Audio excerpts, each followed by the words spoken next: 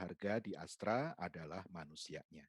Dan manusia itu diukur dalam dua hal saja, yaitu 2C, kompetensi dan karakternya. Dan ini harus memenuhi kebutuhan bisnis. Tadi di sesi pertama sudah disinggung bahwa bukan sekedar bicara skill, tetapi kemudian bicara performance. Nah, Astra, seperti apa Astra? Astra tahun 2020 berumur 63 tahun, pada tahun ini nanti Februari tanggal 20 itu berumur 64 tahun. Nah, perkembangan Astra secara singkat dari tahun 57 adalah bertumpu pada reputasi dan kompetensi atau reputasi yang dibangun oleh kompetensi.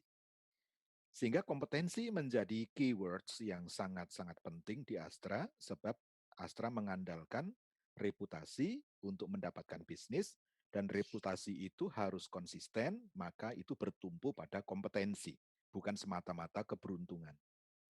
Dan perkembangan Astra up to now, kita yang tadinya bisnis itu Astra Incorporate, ya Astra International Incorporate itu adalah sebuah bisnis kecil, hanya 4 orang di sebuah garasi, dan berbisnis hasil bumi tahun 57, sekarang sudah menjadi 7 lini bisnis dengan 237 kira-kira atau 230-an perusahaan di bawah Astra Group dan 215.000 karyawan.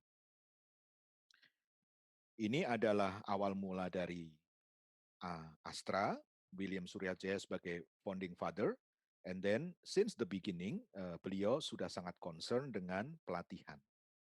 Jadi kesadaran bahwa Astra membesar dibangun oleh kompetensi itu sejak Astra didirikan, dan itu nafas dari founding father. Terbukti gedung pertama yang Astra bangun bukan gedung kantor Astra, tetapi gedung pelatihan, yaitu Astra Management Development Institute yang ada di Sunter. Nah, bicara tentang kompetensi dan karakter itu harus terukur sampai ke bottom line. Jadi from CEO to CEO sekarang adalah Pak Joni Bunarto menggantikan Pak Priyono Sugiarto. Maka kita bisa melihat di sini bahwa awalnya hanya 4 orang pada tanggal 21 Februari 57 dan sekarang sudah 215 ribuan orang. Dan dulu hanya satu company, sekarang sudah menjadi 7 line of business dengan 230-an perusahaan. Lalu reputasi Astra juga dijaga untuk menjadi tempat yang dipilih bagi talenta-talenta muda yang lulus dari kuliah untuk mau bergabung dengan Astra. Dan Astra sejak awal sampai sekarang tetap memegang yang namanya corporate philosophy, dan ini adalah rohnya Astra. Dan Anda bisa melihat di situ, mungkin salah satu yang unik adalah yang nomor 1, to be an asset to the nation. Jadi ada darah eh, not just doing a business for a money, for the sake of getting a money, tetapi how we can contribute to this nation, dan itu merupakan api yang membara di dalam dada seluruh insan Astra untuk bekerja dengan giat, dengan sebaik-baiknya, agar bisnis Astra bisa contribute to this country. Dan kalau kita lihat, itu tidak semudah membalik tangan, tetapi ada nafas inovasi yang ditiupkan di Astra sejak awal orang bergabung dengan Astra. Dan kalau kita melihat pada tahun 82 hanya ada 74 proyek yang disebut improvement, tetapi per 2020 itu akumulasi ada sekitar 10 juta lebih proyek. Ini proyek yang sudah di-approve, yang sudah diimplementasikan dan sudah keluar hasilnya. Nah, belum lagi yang sifatnya usulan. Jadi kalau digabung dengan usulan mungkin dikalikan 2 saja. Jadi sekitar 20 juta. So this is reflecting bagaimana Astra memandang sebuah training, bagaimana Astra memandang sebuah development, bahwa development itu ujungnya harus contribute to bottom line, to result. Ini challenge yang pertama. Kemudian kalau kita lihat bagaimana DNA-nya Astra, kalau kita lihat di sini memang people itu diletakkan sebagai dasar utama untuk membangun kemajuan bisnis. Kalau kita lihat saja di Dharma ketiga dari filosofi, to respect individual and promote teamwork, and then in the first vision, to be one of the best managed corporation in Asia Pacific with an emphasis on sustainable growth by building competence through people development. Nah, baru unsur keuangan menyusul. Sehingga kita diajar di Astra sejak awal kita masuk 3P, yaitu people, process, performance. Let's start with people. The good people will create good processes, and then good processes will create good performance. Jadi kalau ada masalah di performance, kemudian dicek prosesnya. Kalau ada masalah di proses, dicek people-nya. Itu adalah filosofi pengembangan orang di Astra. Sehingga kalau kita melihat adanya artefak ataupun adanya DNA atau sistem yang ada di Astra, katakanlah catur dharma, kemudian ada keinginan untuk prosper with the nation, aim yang paling kanan yang biru, kemudian antara catur dharma yang kiri dengan prosper with the nation atau katakanlah perusahaan yang profit bertumbuh secara berkesinambungan, profit growth sustainability, itu tidak dengan sendirinya terjadi. Sebab yang membuat Astra menghasilkan sesuatu adalah perilaku. Perilaku dari seluruh insan Astra. Sehingga training adalah sebagian atau adalah termasuk cara untuk membentuk perilaku yang tertentu. Kalau perilaku tertentu ini tidak terbangun, maka tidak bisa mengharapkan hasil tertentu. Jadi ketika kinerja tidak memuaskan, kita langsung melihat perilakunya dulu. Apakah perilakunya proper atau tidak? Nah, kalau perilakunya tidak proper, maka ada dua pendekatan yang dilakukan. Pertama adalah pelatihan, yang kedua adalah sistem. Jadi itu sebabnya di Astra, itu Astra terkenal dengan satu perusahaan dengan sistem yang komplit dan rapih. Mengapa? Karena tanpa sistem yang komplit dan rapih, perilaku tidak bisa diarahkan kepada perilaku unggul. Hanya 15-20% dari populasi yang hanya di training dan perilakunya berubah. Selebihnya harus diarahkan oleh sistem. Jadi itu sebabnya sistem menjadi salah satu DNA dari Astra atau salah satu backbone dari perilaku unggul di Astra. Berikutnya, kemudian bicara tentang terpenuhinya kompetensi untuk menopang strategi agar hasilnya memuaskan, maka tidak sekedar dibahas atau didiskusikan. Di Astra itu dituangkan di dalam apa yang disebut Astra People Roadmap. Kalau bicara Astra People Roadmap, kemudian ada sebuah roadmap untuk memastikan bahwa Astra tidak akan kekurangan talenta-talenta yang kompeten. Astra People Roadmap memang ujungnya adalah pemenuhan kebutuhan pemimpin yang kompeten, tepat kualitas, tepat jumlah, tepat waktu. Nah, kalau ini dibiarkan alamiah, tidak akan bisa dijamin. Itu sebabnya ini harus dikerjakan secara sistemik dan sistematis. Dalam Astra People Roadmap ini ada banyak inisiatif. Kalau Anda lihat yang biru-biru saja, paling sedikit ada 13 inisiatif real yang dimonitor, direview oleh manajemen agar semua ini tidak hanya di atas kertas, tetapi menghasilkan apa yang kita perlu. Sampai hari ini secara hasil, BOD Astra atau CEO Astra itu 90% promoted from within. Jadi kita sangat jarang untuk merekrut pejabat untuk Astra karena semua diinjek dari dalam. Bahkan untuk CEO atau untuk eksekutif itu bisa dikatakan 100% itu dari dalam.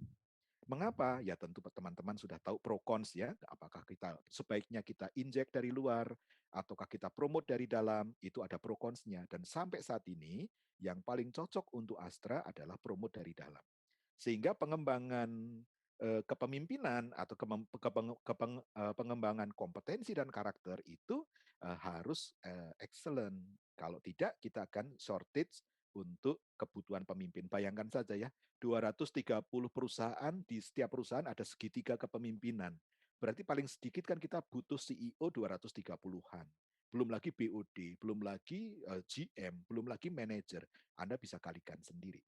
Ya, ini dan itu pun nature-nya berbeda-beda karena otomotif punya nature-nya, agribisnis punya nature-nya, kemudian teknologi dan informasi punya nature-nya, yang terakhir properti punya nature-nya. Tantangannya kan apakah antar pejabat bisa ditukar tempat? Kalau tidak, kita akan mendevelop begitu banyak orang dan itu merupakan challenge-challenge dalam pelatihan di grup Astra karena Astra adalah diversified conglomeration. Berikutnya terkait dengan Astra Management Development Institute yang menjadi satu lembaga yang kita kecil-kecilan disebut sebagai Astra Corporate University, maka ini yang menjadi penanggung jawab bagi Astra People Roadmap tadi. Nah, sebelum dibungkus dengan fasad yang putih, ya kalau Anda lewat di Sunter, maka itu bentuk asli dari atau warna asli dari gedung Astra Management Development Institute. Ya kita ingin akan menopang visi Astra untuk menjadi salah satu dari perusahaan yang dikelola dengan sangat baik di Asia Pasifik. Di dalam AMDI itu sendiri menganut tridharma perguruan tinggi, ya ada pendidikan, ada research, juga ada pengabdian. Nah kalau kita melihat di sini leadership itu bicara pendidikan, school for winning leaders. Kemudian untuk knowledge management ini bicara research, kita bicara knowledge management of Astra best practices. Kemudian untuk membantu bisnis unit dalam bentuk konsultansi, bagaimana mereka mengimplementasikan pelajaran yang diberikan untuk diaplikasikan di dalam bisnis sehari-hari, kita memiliki Management Development Department, adalah Center of Management System Excellence. Ini adalah evolusi dari Astra Management Development Institute, originally adalah training center. Waktu saya bergabung dengan Astra tahun 91, maka saya masih merasakan yang namanya Astra Education and Training Center. Ini merupakan toko serba ada, semua kebutuhan training business unit harus kita sediakan. Tetapi kemudian karena berkembangnya zaman dan juga berkembangnya kemampuan dari bisnis unit, maka bisnis unit kemudian pelan-pelan mampu untuk menyelenggarakan training internal. Sehingga kemudian diputuskan bahwa corporate hanya memegang yang namanya manajemen development. Lalu training yang sifatnya fungsional, technical itu didorong ke bisnis unit. Maka kemudian AMDI sejak tahun 97 ini didirikan, itu dedicated untuk Astra Management Development Institute. Di dalamnya hanya ada 3 atau 4 ya. 1 leadership, 2 adalah culture, 3 sistem manajemen, dan yang keempat adalah HR atau HRD.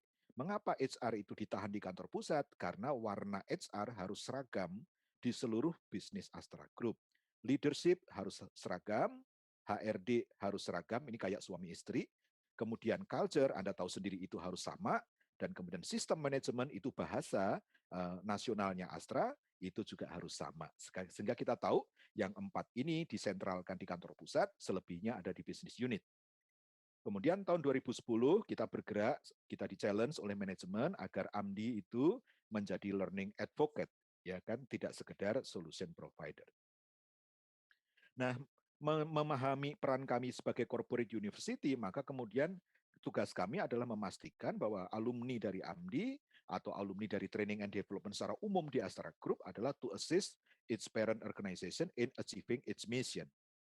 Sebagai contoh misalnya saya pernah mendesain sebuah program untuk para salesman dan kemudian ketika di kelas mereka enjoy the process, ketika ditanya tentang kualitas training mereka bilang luar biasa, tetapi ketika di lapangan mereka tewas oleh persaingan, maka kemudian itu menjadi bahan untuk revisi.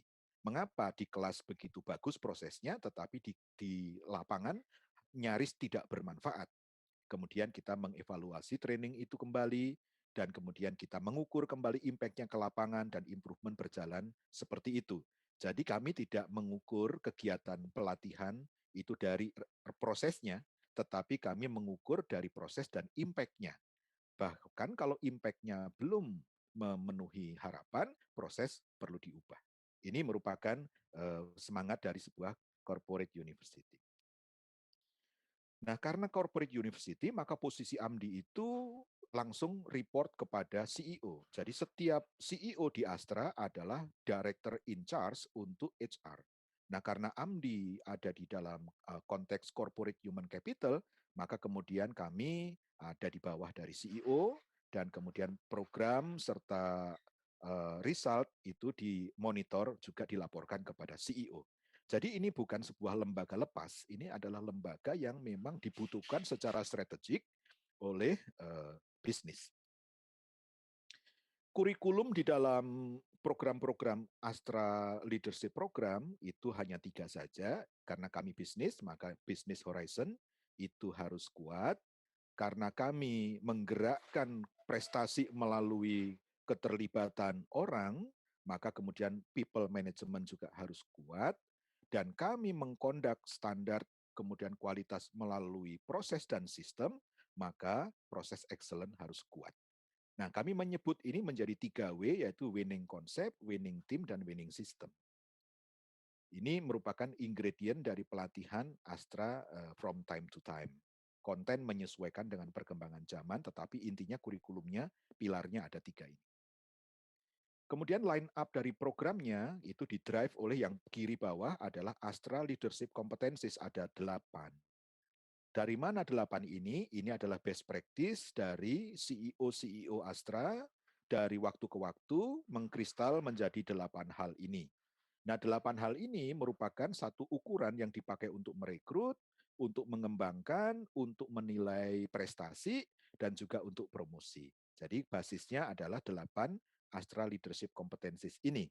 Yang di atas tadi sudah saya jelaskan, kemudian line up dari programnya, dari entry level onboarding, itu ada di sini, welcoming to Astra, bagi mereka yang baru masuk, itu intinya hanya 3 saja, yaitu membisniskan mereka, ya mereka bisa dari kampus manapun, tetapi diperkenalkan dengan bisnis, kemudian diperkenalkan dengan culture-nya Astra, kemudian mereka diperkenalkan dengan sesama teman-temannya, sehingga training ini merupakan training yang sifatnya network, ya kan, untuk membangun network sejak awal. Terus meniti ke atas, yang kuning adalah syarat promosi. Jadi kalau kita lihat di sini, untuk yang kuning pertama, Astra Middle Management Program adalah syarat seseorang untuk menjadi manajer. Sedangkan Astra General Management Program adalah syarat untuk mereka masuk ke dalam General Manager Management atau eksekutif. Nah, kami tidak bekerja sendiri, untuk beberapa hal kami berpartner dengan yang paling sesuai dengan kebutuhan Astra, ya. Tentu mereka termasuk yang terbaik di dunia atau di regional, tetapi terbaik saja tidak cukup, mereka harus juga cocok ya dengan kebutuhan kami. Nah, terkait dengan challenge untuk training atau pelatihan 2021 dan ke depan, kita sudah mendapatkan tadi materi dari pemateri yang pertama, saya tidak akan mengulang karena 100% Astra juga mengunyah hal yang sama, tetapi bagaimana itu bisa diimplementasikan di dalam grup yang besar. Beda kalau Astra itu adalah single big company, itu mungkin urusannya menjadi lebih sederhana. Tetapi Astra ini adalah diversified conglomeration dengan perusahaan sekitar 230 dan semua butuh untuk mempunyai pemimpin-pemimpin yang handal. Dan ini merupakan satu challenge bagi kami untuk melihat bukan hanya karena COVID saja, COVID ini mempercepat saja dari apa yang sudah dipikirkan. Tetapi intinya adalah apakah approach yang tradisional itu akan mencukupi. Yang kedua, apalah konten yang tradisional atau yang selama ini ada juga akan mencukupi. Jadi akhirnya kami melihat adanya perlu penyesuaian baik dari sisi konten maupun dari sisi proses. Dan itu tidak bisa hanya dipikul oleh Astra Internasional kantor pusat. Karena kalau kita lihat yang biru, atau kita mulai dari yang kiri dulu. Di situ kalau kita bicara tentang kebutuhan pelatihan adalah 2C, yaitu kompetensi dan karakter yang sesuai. Nah, siapa yang butuh? Yang paling atas adalah business unit leader. Mereka butuh tim yang handal. Mereka juga butuh successor yang siap. Dengan demikian, kompetensi dan karakter dari peserta training, apalagi mereka adalah talent people, itu dibutuhkan langsung oleh atasannya.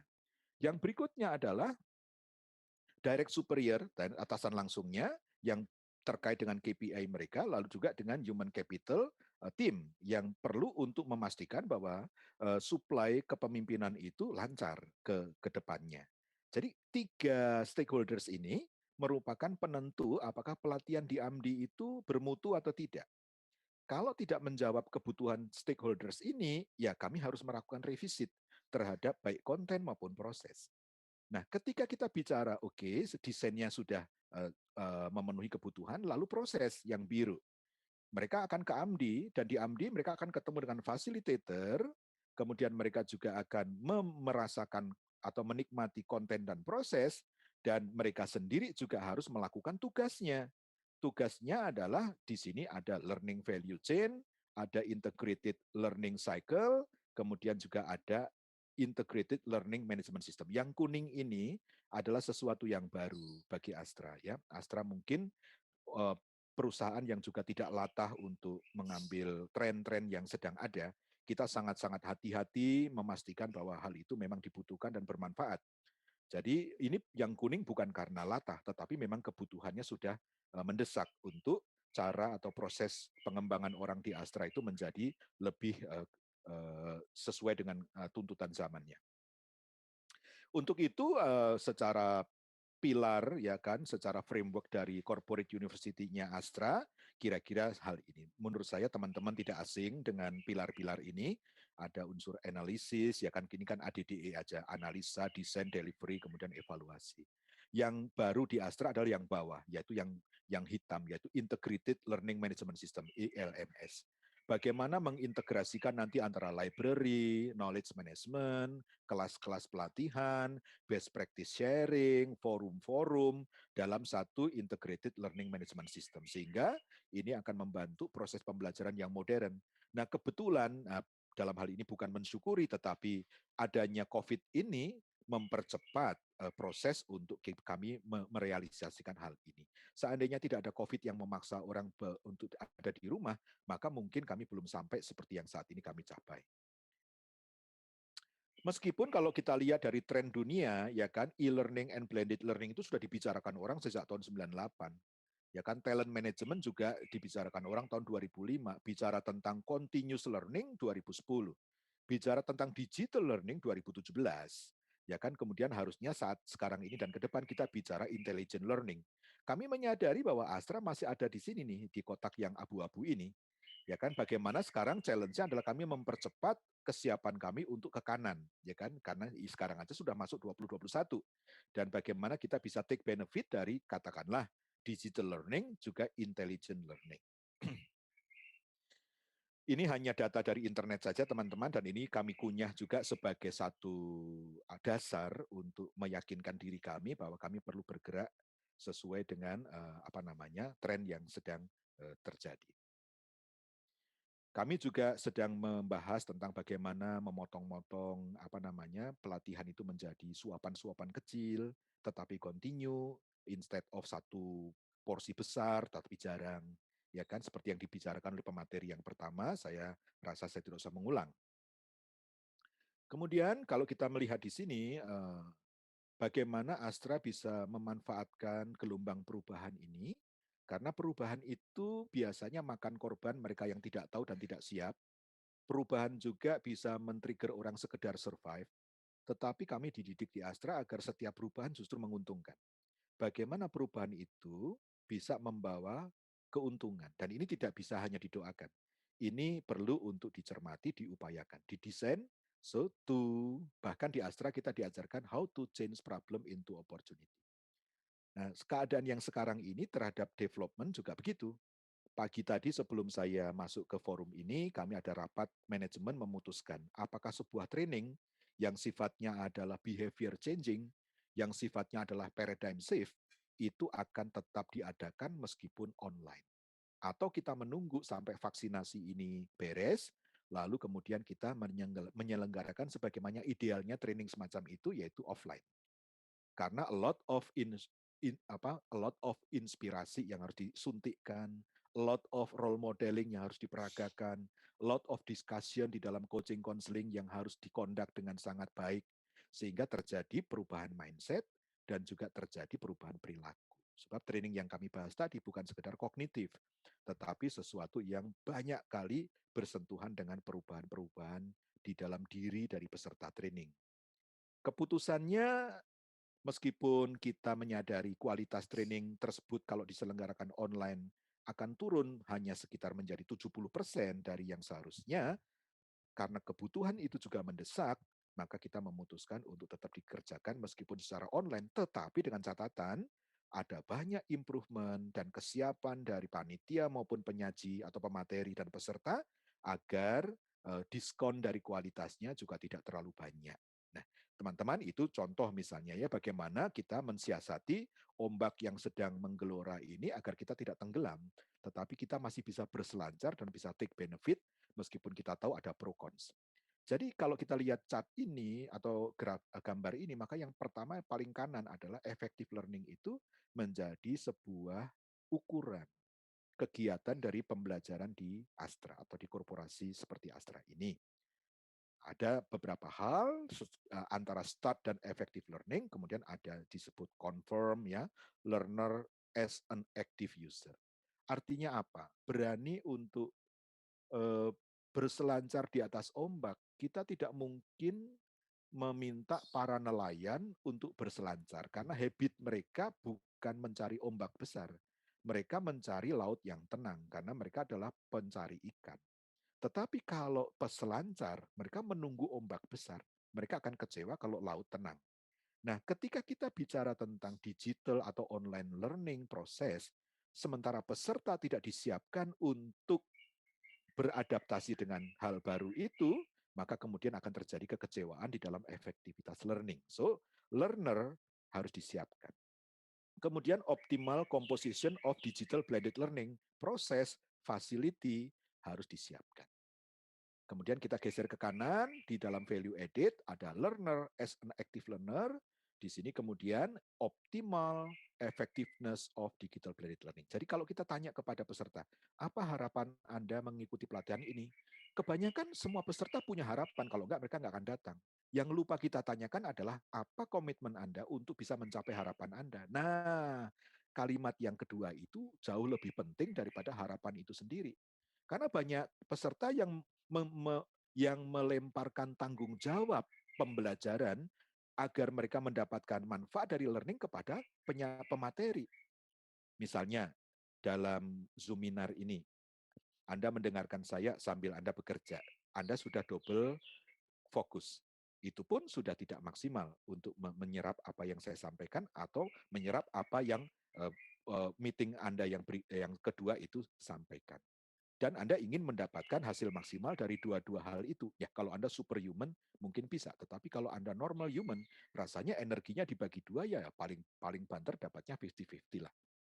Nah, seringkali kita lupa untuk mempersiapkan peserta untuk berperilaku proper sesuai dengan value added yang mereka harapkan. So, yang pertama conform, yang kedua value added, kemudian yang ketiga contribute. Bagaimana membuat peserta itu menjalankan porsinya dalam pelatihan itu. Dan apalagi ya belakangan ini CEO kami yang baru, Pak Joni Bunarto, juga minta pelatihan-pelatihan di AMDI itu harus lebih robust. Mengapa lebih robust? Karena beliau butuh orang-orang yang lebih tangguh. Mengapa? Karena tantangan kompetisi bisnis bisa dibilang 2-3 kali lipat ke depannya. Jadi kalau pelatihannya itu tidak menghasilkan orang-orang yang lebih tangguh dari pemimpin hari ini, maka bisnis Astra ke depan akan menjadi korban persaingan. Ya, jadi itu logik-logik saja. Jadi persaingan ke depan akan 2-3 kali lebih berat. Bagaimana menyiapkan pemimpin untuk pada waktu itu dari sekarang agar siap, mungkin lebih rigorous. Nah, mendengar pelatihan yang lebih rigorous, beberapa anak milenial sudah merasa tidak nyaman karena model pelatihan modern itu lebih encouraging, lebih memanusiakan manusia atau lebih fokus atau disebutnya lebih bertumpu pada learner gitu. Tapi kalau di bisnis kan kemudian kita lihat impact-nya. Oke, Anda pengen learning lebih fun, Anda pengen learning lebih relax, tapi Anda bisa memperagakan nggak kepemimpinan yang handal dan juga mental yang robust atau mental yang tangguh. Kalau itu tidak bisa dihasilkan, maka kemudian kita nggak cocok antara development dengan kebutuhan bisnis. Nah, ini sedang menjadi tension di Astra hari-hari ini. Apakah kita akan bisa menemukan kombinasi yang baik, yaitu pelajaran atau pembelajaran disampaikan secara modern, tetapi juga menghasilkan pemimpin-pemimpin yang tangguh, sebagaimana yang dibutuhkan oleh bisnis dan business competition. Ini satu challenge yang hari-hari ini sedang saya pikirkan bersama teman-teman yang lain. So muncullah beberapa hal ya. Ini hasil dari research internal kami. So kami membutuhkan blended learning, integrated development program, ya kan. Kemudian measurement-nya juga tidak cukup measure prosesnya, tetapi juga harus dilihat impact-nya dan diimprove secara kontinu. Kemudian align with current curriculum. Dan ada 4 atau 5 kata yang sedang menjadi fokus bagi Astra. Yang pertama agile. Bagaimana perusahaan yang agile harus di-lead oleh agile leader. Nah, jadi agility harus masuk ke leadership kurikulum. Satu. Yang kedua, future of work.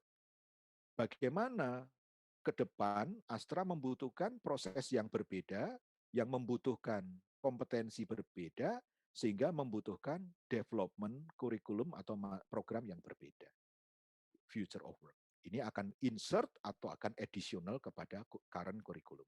Kemudian yang ketiga bicara tentang resilient. Jadi bagaimana ini resilient ini juga bisa masuk ke dalam program atau kurikulum. Dan yang keempat adalah diversity and inclusion. Bagaimana kita mengcapitalize perbedaan yang ada di Astra. Jadi kita tidak cukup untuk mentolerir sebuah perbedaan. Atau kita juga tidak cukup sekedar merayakan perbedaan. Tetapi kita harus bisa mengcapitalize-nya. Justru perbedaan itu menjadi sebuah kekuatan yang tidak dimiliki oleh mereka yang tidak berbeda. Ini bagaimana untuk bisa menginjek paling tidak 4 hal ini ke depan, sebab untuk ke depan hal ini menjadi dituntut. Ya. So, kami memikirkan tentang kombinasi antara digital approach, classical approach, dengan keunggulannya masing-masing. Dan ini bicara tentang apa yang ke depan, ya ini sudah tahun 2020, so kami perlu mereview untuk di tahun 2021 sampai 2023 bagaimana kelanjutannya. Mungkin itu dulu teman-teman sekalian yang bisa saya sharingkan, mungkin nanti lebih baik